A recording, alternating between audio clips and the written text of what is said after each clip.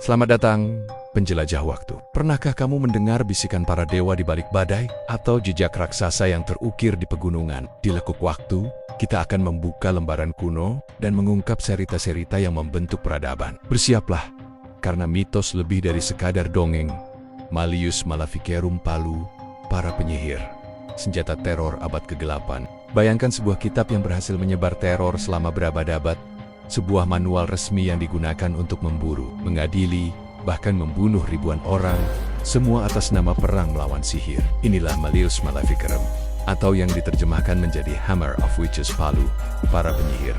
Sejak kemunculannya, dampak buku ini sangat besar. Aksi perburuan penyihir di Eropa meningkat dan semakin populer. Secara tidak langsung, kitab ini menciptakan standar bagi orang awam untuk memburu dan mengadili penyihir sendiri. Kitab ini pertama kali diterbitkan pada tahun 1486 di Jerman. Ditulis oleh dua biarawan Dominikan Heinrich Kramer dan Jacob Sprenge.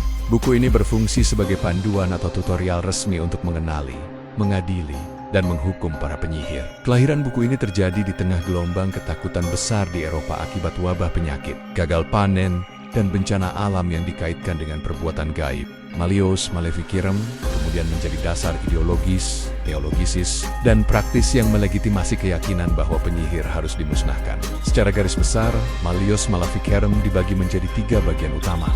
Bagian 1, pembenaran teologisis, sihir itu nyata.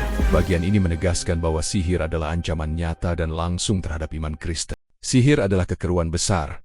Salah satu kutipan di dalamnya menyebutkan adalah sebuah kekeliruan besar untuk mengatakan bahwa tidak ada penyihir di dunia. Sebab kitab suci sendiri memberi kesaksian bahwa para penyihir ada dan mereka harus dihukum dengan keras. Heresi dan pengkhianatan, sihir dianggap sebagai bentuk heresi penyimpangan dari ajaran resmi gereja dan pengkhianatan terbesar terhadap Tuhan, fokus pada perempuan. Bagian ini juga secara eksplisit memberikan pembenaran ideologis bahwa perempuan lebih cenderung menjadi penyihir dan oleh karena itu harus diperangi. Bagian 2 praktik sihir, cara kerja penyihir. Bagian deskriptif ini berisi bentuk-bentuk praktik sihir dan bagaimana para penyihir bekerja melalui dugaan kerjasama dengan iblis. Tujuannya adalah menakut-nakuti masyarakat dengan menggambarkan penyihir sebagai ancaman nyata bagi kehidupan sehari-hari, merusak kesuburan. Praktik yang paling umum adalah menghancurkan kemampuan untuk melahirkan, baik pada manusia maupun hewan, atau membuat laki-laki mandul. Gangguan seksual. Penyihir dituduh dapat menahan organ laki-laki dari berfungsi impotensi, atau sebaliknya, membangkitkan nafsu yang tak terkendali, faktanya dengan iblis. Dijelaskan pula kegiatan seperti menghilangkan kesuburan tanah, membuat ramuan beracun, terbang di udara, dan menghadiri pertemuan rahasia sabat untuk membuat perjanjian dengan iblis. Ditekankan bahwa setiap perbuatan sihir terjadi melalui bantuan iblis yang bertindak melalui perjanjian setan dengan para penyihir. Bagian 3, prosedur peradilan pedoman paling berbahaya. Bagian ini adalah instruksi pengadilan yang memberikan legitimasi pada praktik kejam, menjadikannya bagian paling berbahaya dari buku tersebut. Identifikasi terdakwa. Cara mengidentifikasi penyihir meliputi adanya devil's mark, tanda aneh pada tubuh, status sosial tertentu seperti janda atau hidup menyendiri, atau bahkan memiliki pengetahuan herbal. Legitimasi penyiksaan. Bagian ini membolehkan penggunaan metode penyiksaan brutal untuk memaksa pengakuan. Ketika penyihir tidak mau mengakui kebenaran, meskipun telah ada bukti yang cukup, maka hakim diperbolehkan menggunakan penyiksaan untuk memaksa pengakuan.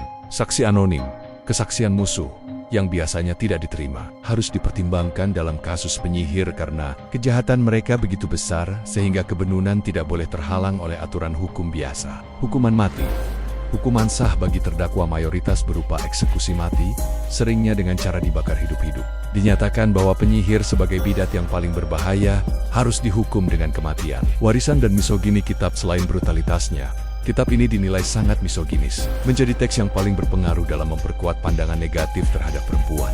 Buku ini secara eksplisit menegaskan bahwa perempuan lebih rentan terhadap godaan iblis karena dianggap lemah iman, emosional, dan tidak rasional. Pandangan ini mengakibatkan mayoritas korban perburuan penyihir, sekitar 75 hingga 85%, berjenis kelamin perempuan. Dengan dalih agama, kitab ini melegitimasi kekerasan dan diskriminasi terhadap perempuan, mengaitkan mereka dengan dosa, kekacauan, dan bahaya. Warisan Malleus Maleficarum bertahan selama berabad-abad, menanamkan budaya ketakutan yang memecah belah masyarakat. Hukum kehilangan keadilannya. karena pengakuan di bawah siksaan dianggap sah. Hingga hari ini, kitab tersebut dikenang sebagai simbol kegelapan intelektual dan kekejaman yang dilegalkan. Naskah aslinya masih tersimpan di perpustakaan besar dunia, seperti Bodleian Library di Oxford dan Library of Congress di Washington, D.C. Menariknya, seiring perkembangan teknologi, Malleus Maleficarum kini berstatus public domain. Siapapun dapat mengakses salinan PDF atau e-booknya. Ia telah bertransformasi dari senjata ideologis menjadi dokumen sejarah, pengingat abadi akan bahaya prasangka, ketakutan, dan kekuasaan yang salah arah. Bagaimana menurut Anda, apakah Malleus Maleficarum tetap pantas dicap sebagai buku paling berbahaya? Atau ia hanyalah artefak sejarah yang sudah kehilangan kekuatannya? Mari diskusikan pandangan Anda di kolom komentar. Jangan lupa bagikan juga topik sejarah menarik apalagi yang ingin Anda pelajari selanjutnya.